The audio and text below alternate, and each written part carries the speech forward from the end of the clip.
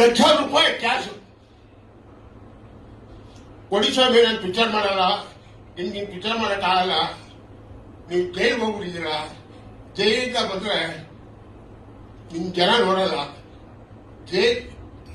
Sir cinema ಅಂದ್ರೆ drama, drama ಅಂದ್ರೆ ಕಲಕಲ ಇರೋ ಸರ್ ಹೀರೋ. ಅವ್ರು ರಾಜ್ಕುಮಾರ್ ಮನೆ ಮುಟ್ಟಿಗೆ ಗೊತ್ತಾಗಲಿಲ್ಲ.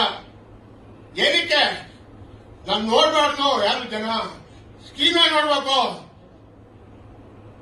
ಆದ್ರೆ ನಾನು ಯಾರು ನೋಡ್ಬಾರ್ದು. 100 ರೂಪಾಯಿ ಕೊಡೋ ವ್ಯಕ್ತಿ ಬಂದು ಸಿನಿಮಾ ಥಿಯೇಟರ್ ನೋಡ್ಬೇಕಲ್ಲ ಅಂತ ಕಾಯೋರು. ಇವತ್ತು ಬೀದಿಲಿರೋ ಕುಣಿತಾರೆ ಹೀರೋಗಳು, ಬೀದಿಲಿರೋ ಹೀರೋಗಳು ಕುಣಿತಾರೆ. ಯಾರಿಗೆ ನೋಡ್ತಾರೆ ಥಿಯೇಟರ್ ಬಂದು ಸಿನಿಮಾ? ಮಾನ ಮರ್ಯಾದೆ ಬೇಡ ಅವ್ರಿಗೆ. ನಮ್ಮ ದುಡ್ಡು ತಗೋತಾರೆ, ಅಲ್ಲೋ ಟಿವಿ ದುಡ್ಡು ತಗೋದ್ರೆ ಏನ್ರಿ ಅದು ಅನ್ಯಾಯ?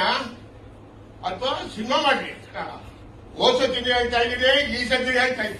ಅಥವಾ ಸಿನಿಮಾ ಮಾಡ್ಲಿ, ಅಥವಾ ಟಿವಿ ಹೋಗಿ ಕುತ್ಕೊಂಡು ಬಾಚ ಹೊಡ್ಕೊಂಡು ಕಿಸ್ಕಿಸಿ ಹಾಕೊಂಡು ನಕ್ಕೊಂಡು ಅದ್ ಮಾಡ್ಕೊಂಡು ಇರ್ಲಿ. ಸಿನಿಮಾ ಮಾಡಿ ಪಡೆಯೋರು ಯಾಕೆ ಹಾಳು ಮಾಡ್ತೀರಾ? ಯಾಕೆ ಹಾಳು ಮಾಡ್ತೀರಾ?